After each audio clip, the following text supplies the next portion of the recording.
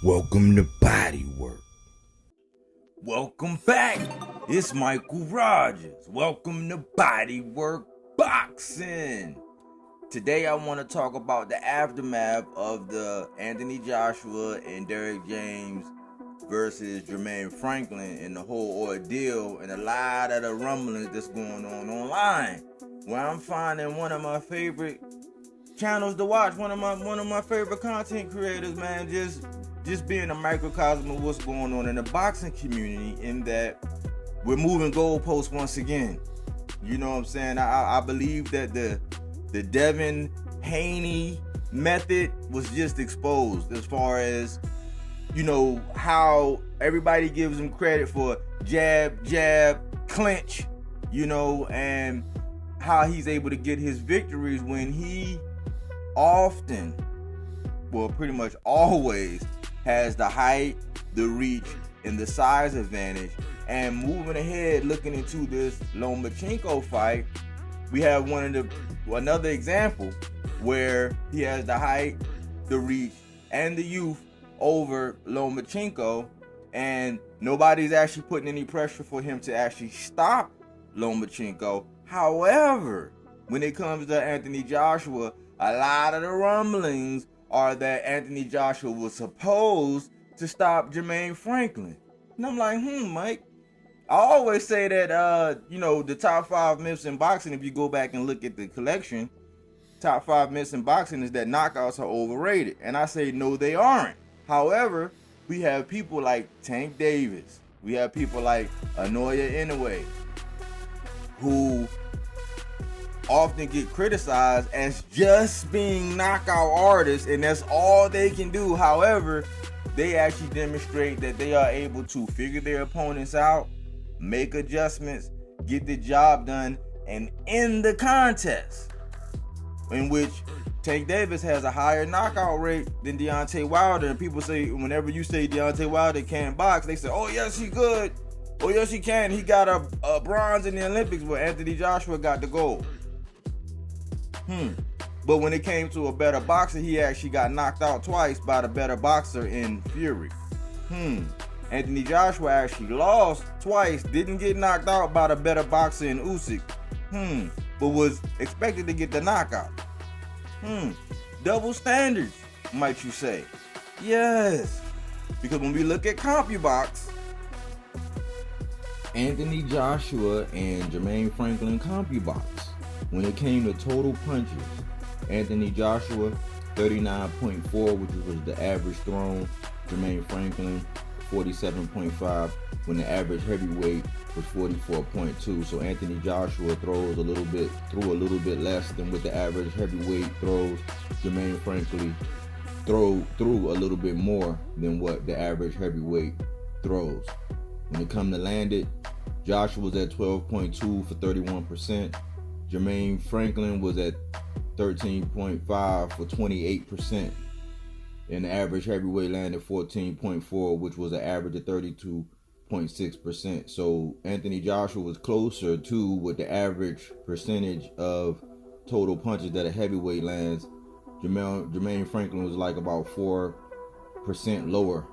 So that just speaks to the accuracy of Jermaine Franklin. Not that accurate, but more active.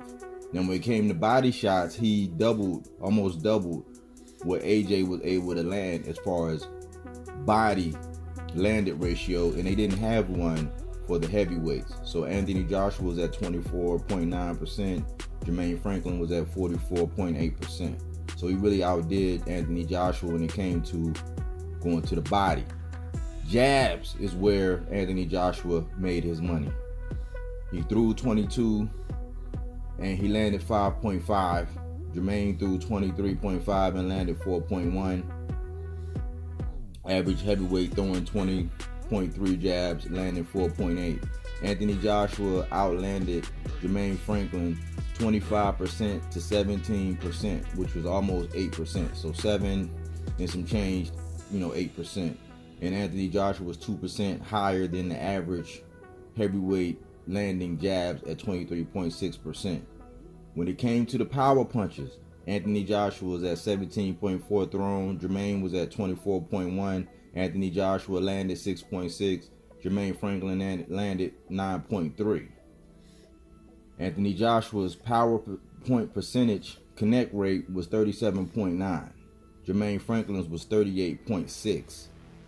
So it also went on to say that Jermaine Franklin, the average opponent, only lands 32% when it comes to power punches. Anthony Joshua was actually able to land 37. So really here, what the story tells is that, much like Devin Haney, Anthony Joshua won because of a stiffer jab. He had the more impactful punches, even though Jermaine was able to connect. He had some, good times where he actually was able to land flush on Anthony Joshua. But that's what the CompuBox stats dictate in this matter. So, when it came to the first fight with Devin Haney and George Kambosos, much like Jermaine Franklin, landing at 38% in his total connect rate, we had Kambosos landing on Devin at 37% connect rate. You see these parallels I'm drawing? And that was the first contest. Who knows what would happen in the second contest, which I believe if there was a second contest with AJ and Jermaine Franklin, the verdict would be that Anthony Joshua would actually stop Jermaine Franklin, given the intel. But we got to think that was his first time under the tutelage, demonstrating the new nuances that Derrick James was actually able to enforce. And when they asked Derrick James, did they expect for him to be more aggressive and get the stoppage? He said, yeah, more toward the end. And he said because he felt like Jermaine Franklin was ready to go. And he said, but he understood that it's new to him and that he would just want to go back to the lab and build and build and build. But I want to speak to something that this jab and clinch and hold, it can't be acceptable or not acceptable for Anthony Joshua because you expected him to get the stoppage. But we let Devin Haney and his camp do the same thing every fight where all they do is jab, clinch, maybe come off of something, pivot, hold, clinch, rinse, wash, repeat. That's all we get. So we actually getting a lot of people exposed by this because if you felt like Anthony Joshua was supposed to get the stoppage, I want you to keep that same energy. I want you to keep that same energy when Lomachenko and Devin Haney get it on and the results are pretty much the same. The CompuBox stats are going to pretty much read the exact same in that fight that Jermaine Franklin suffering a defeat to Anthony Joshua is going to read. So we need to keep the same energy, have that same energy, maintain that same standard that you have right now, that conviction in your heart, because really what's really getting exposed is that most of the Deontay Wilder fanboys are coming hard down on Anthony Joshua because he didn't get the stoppage, when he actually did the same thing that Devin Haney did. But those same fans will actually say, oh no man, everything ain't about the knockouts, when it comes to somebody like Tank, who has a higher knockout rate than Deontay Wilder, but he uses more than just a big right hand to get the job done. He goes upstairs, he goes downstairs, he can do it with the left or the right, and that's been put on in the matter of opponents that he's faced when he's always been either at the height disadvantage or the reach disadvantage. So I'm just trying to paint a picture as far as these double standards and these content creators and how it is when it comes to their favorite fighter and how they tend to pick up and move these goalposts. And I'm trying to get us to put them down and maintain the same standard.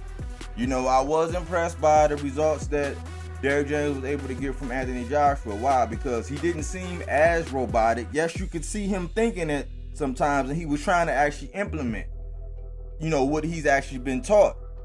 But he pretty much dominated that fight from start to finish. He showed that he had a good chin. A lot of people say, oh man, would he hold up to Deontay Wilder?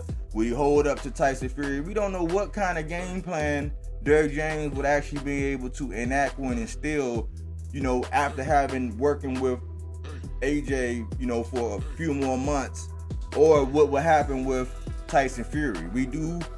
A lot of people believe that as of right now, Tyson Fury would be the better boxer. He's more fluid. Who knows what would happen, what kind of game plan Derrick James would actually inflict upon or be able to instill upon AJ going into a Fury fight. We don't know. You know what I'm saying? They have to build on that. My biggest thing is, man, we got to keep the same energy, man. We got to stop moving these goalposts. We got to have the same standards. And what we actually saw was AJ dominate that fight from start to finish.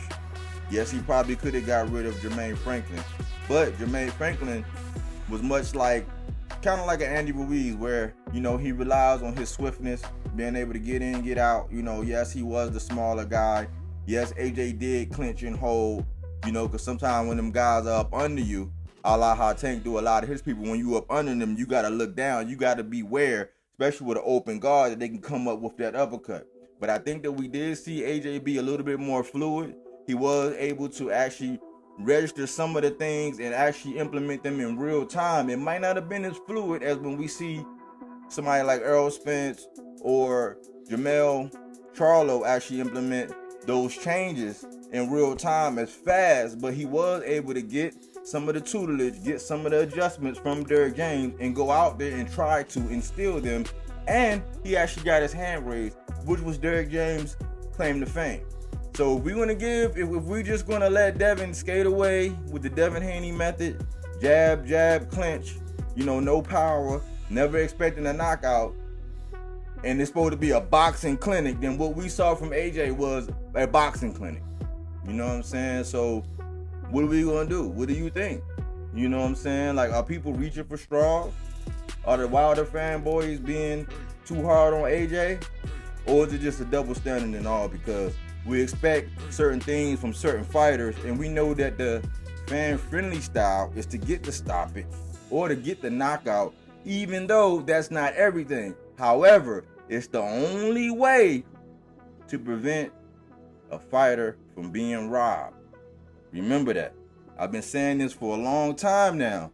We can't pick and choose when we want the KO or when we expect the KO versus when we actually see a boxing clinic from start to finish. That's it. That's all here at BodyWorkBoxing. But we don't take things for face value. We do that body work.